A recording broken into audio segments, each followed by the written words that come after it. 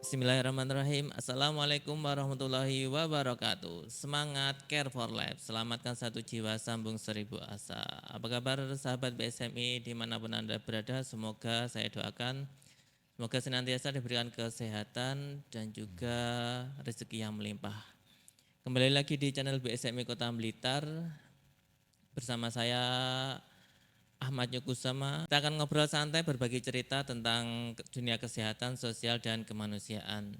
Yang baru melihat channel dari podcast kami, ya, jangan lupa subscribe dan juga nyalakan lonceng agar tidak ketinggalan video-video kami selanjutnya. Insya Allah video kami akan tayang setiap hari Sabtu dan jangan lupa tonton terus video kami selanjutnya. Kali ini saya tidak sendirian.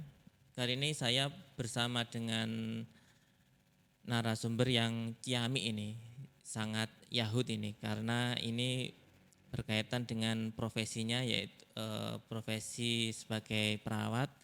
Nanti kita akan perkenalan dulu. Kita sapa dulu ya sahabat BSMI. Assalamualaikum warahmatullahi wabarakatuh Pak Ulum. Waalaikumsalam warahmatullahi wabarakatuh. Pripun kabare Pak Ulum? Alhamdulillah, barakah. Amin. Alhamdulillah ya Pak Ulum. Semoga senantiasa berikan kesehatan ke Pak Ulum. Amin. Amin. Oke, sahabat BSMI, kita ini bersama dengan Pak Ulum, kita lengkapnya Muhammad Miftahul Ulum ya. Nah, ini Bapak Ulum ini sehari-hari ini profesinya sebagai dosen di Poltekkes Kemenkes Malang, Prodi Blitar. Jadi kita hari ini akan membagikan cerita seputar jiwa yang merdeka. Ini persembahan dari 80 tahun Indonesia merdeka. Jadi bagaimana kita menyongsong jiwa yang merdeka ini sehingga nanti 2045 sehingga menjadi Indonesia yang tangguh. Oke, Pak Ulum, mungkin disapa dulu sahabat BSMI. Kita mungkin akan cerita-cerita terkait ini jiwa yang merdeka ini, gimana konsepnya jiwa yang merdeka ini Pak Ulum. Baik, terima kasih Mas Nyu Kusuma ya. Luar biasa ini BSMI Kota Blitar ini. Alhamdulillah Pak. Care for Life, luar biasa. Oke. Amin. Alhamdulillah, barakallah, senantiasa kita diberikan kesehatan, dijauhkan dari segala penyakit dan tetap diberikan kesabaran. Amin. Amin ya Amin. rabbal alamin. Pada hari ini kita akan mengangkat jiwa yang merdeka. Kesehatan mental itu Indonesia yang lebih tangguh. Jadi kemerdekaan itu tidak hanya ada pada fisik dan kalau sekarang kan politik. Politik ya, Nah, politik juga harus sehat ya. sehat. Tapi juga mental dan spiritual. Nah ini yang penting bagi kita. Dengan tekanan yang sebegitu besarnya sekarang. Betul, betul, betul. Maka itu jadi makna kemerdekaan itu tidak hanya pada fisik atau politik ya. Oke, Jadi politik itu juga harus sehat maksudnya ya. siap. Harus itu. Harus. Dan tentunya kita juga harus sehat mental dan spiritual. Nah, jadi merdeka jiwa itu adalah kita harus mampu berpikir jernih, kemudian bebas dari tekanan mental dan tentunya kita harus bisa memiliki kendali untuk emosi kita itu. Ya betul itu. Iya. Karena kan ini Pak Ulum, karena ada generasi-generasi yang generasi Z, generasi X, itu kan ini semakin kesini tuh jiwanya itu banyak yang labil itu. Kalau dulu itu labilnya umur di SMP dan juga SMA itu masa-masa labil. Sekarang sudah SD itu sudah masa-masa labil. Banyak yang sebelum waktunya nih Pak Ulum. Betul, betul. Jadi saat ini memang stresor atau tekanan mental itu luar biasa ya. Okay. Jadi banyak faktor yang berpengaruh, baik itu dari media sosial maupun yang kita hadapi selama ini memang tentunya kita bukan semakin dimudahkan ya. Jadi berbagai hal yang kita hadapi itu tentunya tantangan-tantangan itu semakin berat. Nah, maka itu kita harus mampu mengendalikan. Maka kemerdekaan sejati itu ketika kita itu bebas dari belenggu pikiran negatif. Maknanya apa? Ketika kita positive thinking, berbagai hal yang kita hadapi itu nanti insya Allah apapun yang ada di hadapan kita itu akan menjadi mudah. Dan kita akan dimudahkan Nggih. sesuai dengan apa yang kita pikirkan. Gitu Nggih, Mas. nggih, nggih, nggih. Ya. Kemudian ini Pak Ulum, terkait tantangan di kesehatan mental di Indonesia nih Pak Ulum.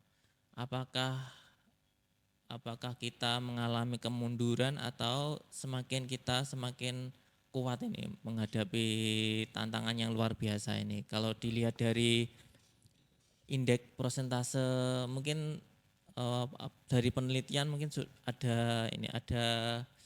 sudah diteliti berapa persen itu terkait ini generasi sekarang terkait kesehatan mental nih Pak Ulum. Baik. Jadi kalau berdasarkan Riskesdas ya ada kenaikan 2013-2018. Nah, tapi kemudian di apa namanya hasil survei ya, itu juga ada kenaikan. Iya, memang terjadi peningkatan gangguan kecemasan ya, baik itu depresi dan stres. Jadi secara nasional prevalensi depresi di Indonesia itu pada tahun 2023 itu sebesar 1,4% ya. Sehingga ini prevalensi depresi ini tentunya juga ternyata itu paling tinggi ada kelompok muda Umur berapa nih Pak usia Ulum? berapa ya, 15-24 tahun lah. Oh, Itu itu sudah. oh iya itu 2%. Maka ini menjadi apa namanya isu yang nyata yang memang harus dibutuhkan perhatian untuk kita semua. Nggih, Itu. nggih. Terus itu untuk menghadapi ini kan prevalensi depresi itu mungkin bisa ditekan ya. Penekanan ini yang paling signifikan di kita diperbaiki di apanya gitu. Baik. Jadi tentunya sampai saat ini pun kita belum bisa 100% menghilangkan stigma ya. Dan itu sangat penting kita perhatikan di mana para masyarakat baik itu kelompok maupun orang banyak itu masih tentunya belum bisa untuk menghilangkan stigma ini. Dan tentunya stigma ini akan menghambat dan memperburuk keadaan bagi mereka. Dan beberapa apa namanya bentuk stigma yang ada pada kita itu ada stigma sosial, stigma diri dan stigma struktur. Di mana ketika kita terjadi stigma negatif oleh masyarakat itu cenderung kita akan menghindar atau menjauhinya orang-orang yang kita anggap itu bermasalah secara Nggih, nggih. psikologis. Ya.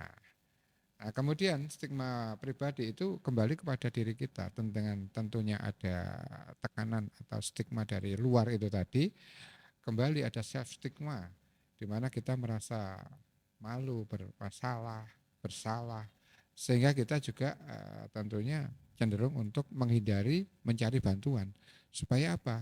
Ya tidak kelihatan bahwa kita bermasalah.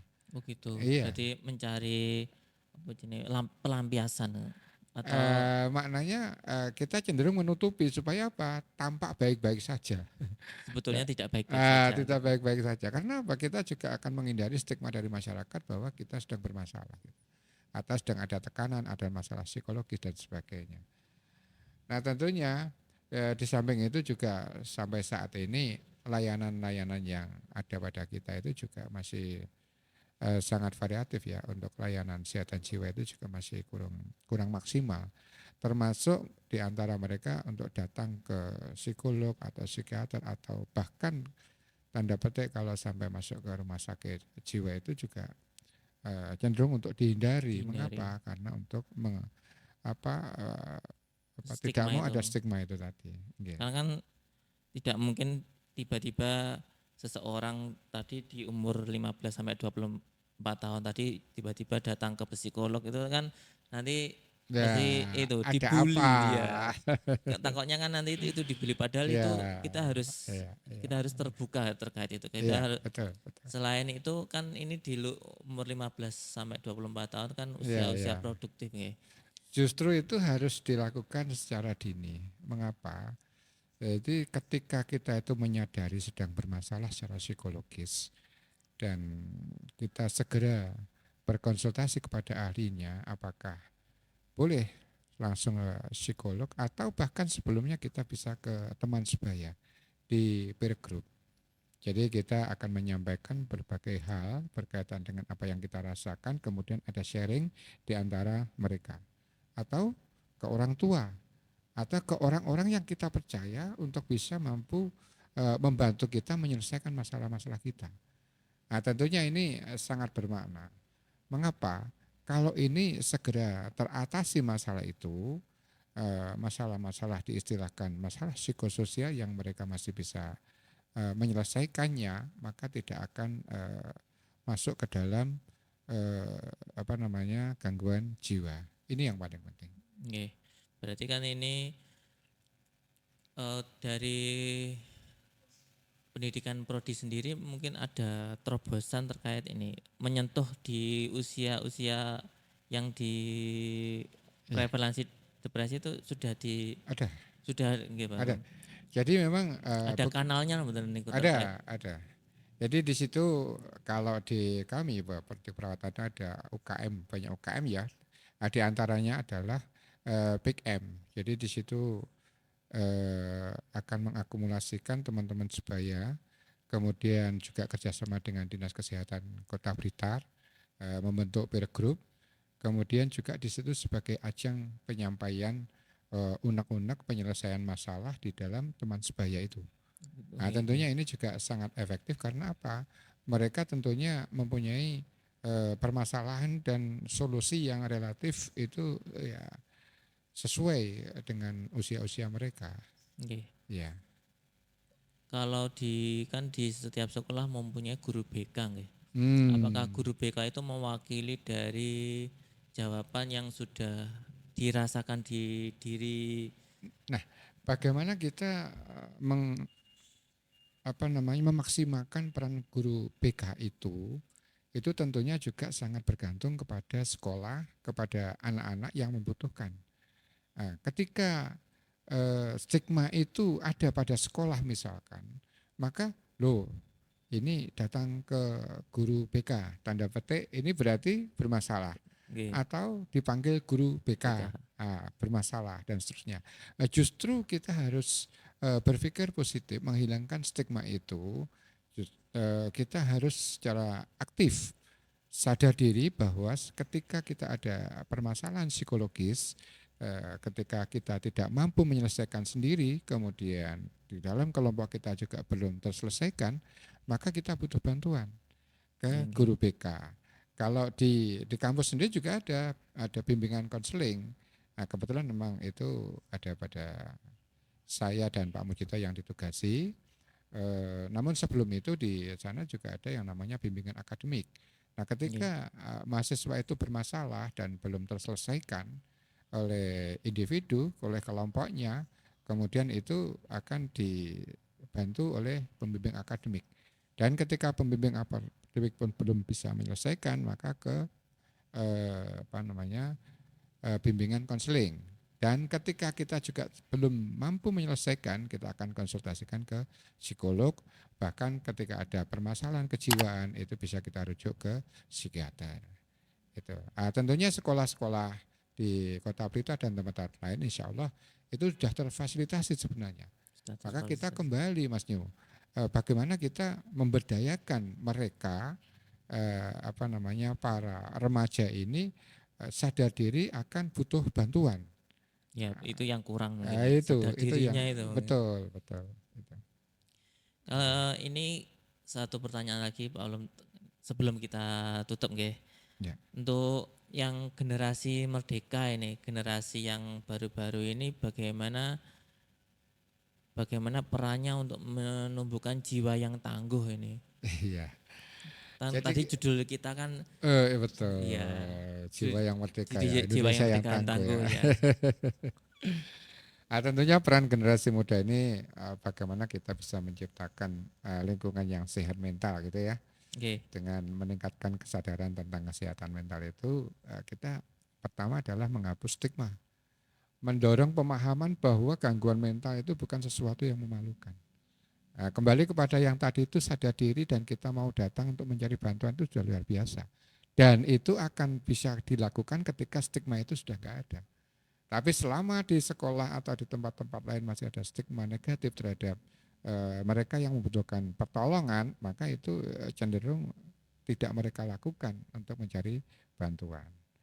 Yang kedua adalah bagaimana memberikan atau membangun dukungan sosial, di mana perilaku asertif itu penting. Kita cenderung kadang perilaku yang kita tunjukkan itu agresif atau submisif. Jadi cenderung menyerang orang lain. Jadi kalau istilah saya itu agresi itu pokoknya. Lewes duwe karep pokoknya gitu ya. Pokoknya wudu. Oh ya, kalau submisif itu kebalikannya. Istilah saya itu jatuhnya. Jatuhnya itu hanya menyesal saja karena dia tidak melakukan apa-apa. Nggih, nggih. Ada yang diistilahkan pasif agresif. Kelihatannya pasif tapi dia agresif untuk melawan.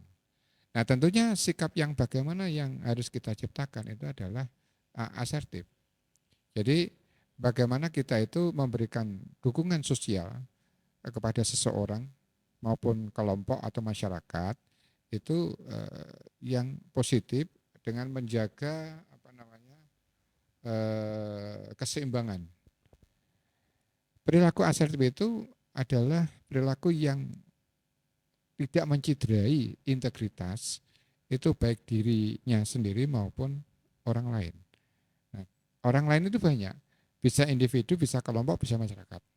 Maka ketika kita itu memberikan dukungan, itu harus betul-betul itu nanti tidak merugikan. Kan Nggih. ada dukungan yang kadang juga tidak kondusif, seakan itu akan misalkan dukungan-dukungan yang membuat seseorang itu menjadi dipermalukan. Oh, dibully gitu ya. Dibully dan sebagainya. Oh, kok namanya dukungan? Nah, ketika dukungan itu tidak dilakukan dengan cara asertif, misalkan mereka eksploitasi kekurangannya, kemudian mengingatkan berbagai hal di depan orang lain, Nggih, nggih. orang banyak, apalagi di teman sebaya. Nah, tentunya ini akan mengganggu integritas diri seseorang itu sendiri. Ini pintunya di keluarga mungkin ya, di keluarga pintunya. Oke, iya. Pintunya biar sadar diri menghilangkan Ya, ini. jadi dukungan itu ya di keluarga itu kan merupakan inti ya, inti dari sebuah perilaku yang diciptakan, yang dimana keluarga itu ketika kondusif keluarga Keluarga, itu, nggih. ya ta? Nggih. Yang kedua adalah menciptakan pola hidup sehat. Jadi para remaja itu juga harus memperhitungkan bagaimana kita harus berolahraga, beristirahat, dan makan makanan yang ya harus selektif. Apalagi sekarang kan kita cenderung tidak bisa mengendalikan makanan-makanan yang mengandung pewarna, penguat rasa, pemanis, Terutama pengawet. makanan media sosial itu. Nah, makanan Indonesia itu juga merupakan stresor, Iya. di mana juga kita banyak temukan informasi-informasi yang tidak valid atau hoax, dan itu juga akan mengganggu dan menjadi konflik bagi seseorang. Gitu loh. Nggih, nggih. Saya kira itu penting. Nggih. Jadi ini kan berarti setiap remaja itu kalau generasi itu harus tangguh, itu harus memiliki kesadaran diri bahwa kita mempunyai beban untuk menjadikan lebih baik ya. Terutama kan dari segi pikiran, kemudian jasmani, rohani dan Ya harus jasmani dan syukur. rohani harus kuat ini karena kan kita mempunyai Betul, betul. era yang tidak baik-baik saja ini karena semakin Iya, ini iya. ada era AI, nah ini kan itu juga semakin membuat stresor Iya. semakin Bahkan trennya betul. sekarang itu curhat kan bukan ke teman, ke orang tua atau ke ahlinya, tapi lewat AI. AI gitu nggih. Apakah itu membantu? Ya bisa, bisa saja membantu, tapi kan tanda petik. Bagaimana rasa yang diciptakan itu berbeda Berbeda nggih. ketika kita berinteraksi dengan yang namanya AI itu, Kan dia tidak punya rasa ya. Tapi pengetahuan. Pengetahuan aja. Nah, Nggih. kalau dengan seseorang itu akan bisa bagaimana sikap menimbulkan sikap empati dan kita memperoleh sikap-sikap empati dari seseorang itu akan berbeda maknanya. Nggih. Nggih, nggih. Demikian itu tadi terkait ini jiwa yang merdeka untuk Indonesia yang tangguh. Tadi sudah dijelaskan terkait apa-apa ini tadi untuk jiwa yang merdeka itu apa saja untuk dan juga menjadi generasi yang lebih baik itu sudah dijabarkan oleh Pak Olum. Saya ucapkan terima kasih Pak Olum atas kehadirannya. Semoga podcast ini menjadi wadah atau eh, wawasan Ya, ya, untuk para generasi kita ya, agar menjadi lebih baik. ya. Terima kasih yang sudah mendengarkan podcast kami sampai dengan selesai. Jangan lupa subscribe dan juga nyalakan lonceng dan juga tinggalkan komentar agar tidak ketinggalan video kami selanjutnya. Insya Allah video kami akan tayang di setiap hari Sabtu dan jangan bagi sahabat BSMI yang ingin memberikan donasi melalui gerakan BSMI Kota Blitar, yaitu ada penyuluhan kesehatan gratis, kemudian bakti sosial gratis dan juga kitan ceria dan juga ini kegiatan podcast ini kegiatan keilmuan ini Ya. semoga dengan donasi yang diberikan dapat bermanfaat untuk kita semua. Ya, luar biasa BSMI Kota Blitar. Oke. Terima kasih Mas Nyu dalam rangka kado emas Kado Dirgahayu Republik Indonesia nggih, 80 ya. nggih. Bersatu berdaulat, rakyat sejahtera, Indonesia maju. Merdeka. Mari kita isi kemerdekaan ini dengan keberanian untuk peduli pada diri sendiri dan orang lain. Peduli pada diri sendiri dan orang lain. Karena bangsa yang besar itu adalah bangsa yang berjiwa sehat dan merdeka. Merdeka.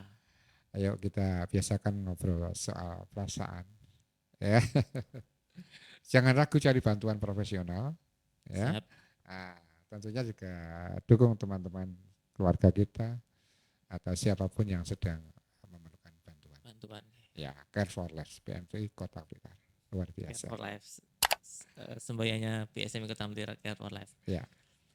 Oke, terima kasih atas kehadirannya Pak Olum. Semoga nanti di lain waktu kita akan ngobrol lagi terkait itu saja yang bisa kami hadirkan dalam video kali ini. Semoga dapat bermanfaat dan jangan lupa subscribe channel kami agar tidak ketinggalan video-video kami selanjutnya. Saya Ahmad Yukusuma dan Pak Ulum, Bapak Miftahul Ulum akan undur diri dari ruang ini. Ada kurang lebihnya saya memandu acara. Mohon maaf sebesar-besarnya. Kita tutup. Wabillahi taufiq wal hidayah. Wassalamualaikum warahmatullahi wabarakatuh.